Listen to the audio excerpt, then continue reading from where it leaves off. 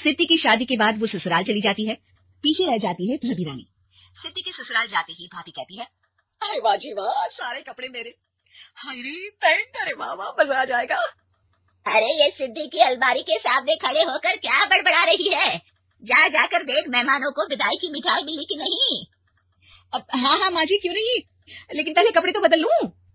अब रानी आ जाती है सिद्धि के उन कपड़ों में जो वो ससुराल जाने से पहले घर छोड़ जाती है। अरे रानी, कुछ दिन रुक जाती। अरे ये तो सिद्धि बिटिया को मैंने ही दिया था, बड़ा ही थपता था उस पर, तुझ पर तो कुछ खास नहीं लग रहा। अब वो ना मेरे सारे कपड़े गीले थे तो सोचा पहन लूं। वैसे भी सिद्धि को कौन सा दिन पुराने आउटडेटेड कपड़ों को पहनना है। वैसे भी ये सूट तो मैंने कभी पहना था, वैसे खास है भी नहीं है। ठीक है, लेकिन ना मेरी सिद्धि पर तो जमता था। सारे मेहमान चले जाते हैं और सिद्धि ससुराल से मायके पहली बार आती है। अपना घर, अपना कमरा, अपनी अलमारी। ये बोलकर जैसे ही सिद्धि अलमारी खोलती है तो सामने उसके कपड़ों की जगह कुछ और ही रखा होता है। माँ, जरा कमरे में तो आना। सास और रानी वहां पहुंच जाते हैं। रानी ने पहनी होती है सिद्धि की जींस और टी शर्ट। अरे भाभी, ये क्या? ये तो मेरी बड़ी ही महंगी टी शर्ट है, इसे आपने घर में क्यों पहनी है? अरे बहुत मिलती है दीदी ये चौक की मार्केट में, 150 में। ओ भाभी प्लीज, ये एरोपोस्टल है, 2000 की एक टी शर्ट। 2000 में तो दीदी 4 साड़ी आ जाए। अब क्या बोलूं भाभी, ये मेरी अलमारी में छोटू के कपड़े, तो मेरे कपड़े कहाँ है?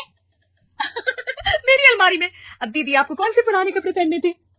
माना भाभी, लेकिन मैं जब घर आती तो यही सब पहनती ना। तुम तो बड़ी कंजूस हो दीदी।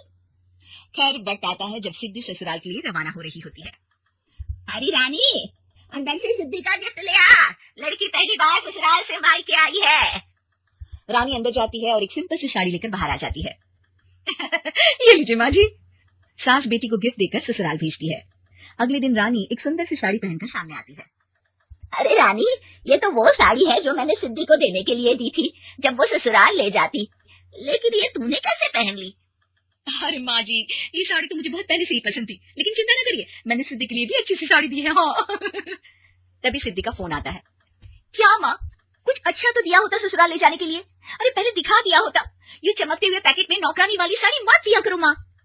अरे बेटे, वो तेरी भाभी ने ना गलती से उससे पैकेट बदल गया। हाँ, मैं कल ही तेरे भाई के हाथ से तेरा वाला पैकेट भेज दूंगी। अरे रहने दो माँ, आई एम श्योर भाभी ने अभी वही साड़ी पहनी होगी जो तुमने मेरे लिए रखी थी, तुम तो समझ नहीं पाई उनको। खैर छोड़ो, मैं ज्यादा बोलती अच्छी नहीं लगती, रहने दो, आपको उन्हीं के साथ रहना है, फिर बात करेंगे। सास को रानी पर गुस्सा आ जाता है। वो उसके कमरे में जाती है जहाँ वो शादी का एल्बम देख रही होती है। रानी, मार्केट जाकर एक ऐसी ही साड़ी लेकर आ, कल प्रतीक जाकर सिद्धि के घर दे आएगा। अरे क्यों माँ जी, कितनी साड़ी देनी है दीदी को, या कोई सेल लगी है क्या? अरे चुप कर, मेरे बेटी के हिस्से की साड़ी खुद पहन ली, अब ज्यादा ज्ञान बांट रही है। एक दिन सिद्धि का फोन आता है। माँ, मेरी सास ने आप सबको खाने पर बुलाया है। सारे लोग सिद्धि के ससुराल पहुंचते हैं। खाना खाकर वो लोग निकल रहे होते हैं कि सिद्धि की सास सभी को गिफ्ट देती है। अरे बहन जी, बेटी के घर का खाना खा लिया, यही बहुत है जो आप ऊपर से गिफ्ट भी दे रही है। अरे बहन जी, आप भी कहाँ इन बातों पर विश्वास कर रही हैं। सास सभी को गिफ्ट देती है, लेकिन रानी को जो साड़ी देती है वो अजीब सी हरे रंग की, लाल रंग की बड़ी छाप वाली होती है। अरे चीची, ये कौन पहनेगा? सासू माँ को तो जरी वाली इतनी सुंदर, और मेरे लिए ये नौकरानी वाली।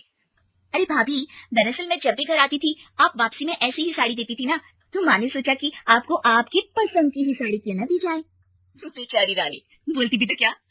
सिद्धि और सास रानी का चेहरा देखकर हंसने लगती है, तो रानी समझ जाती है कि अपने ही बिछाए जाल में वो फंस चुकी है।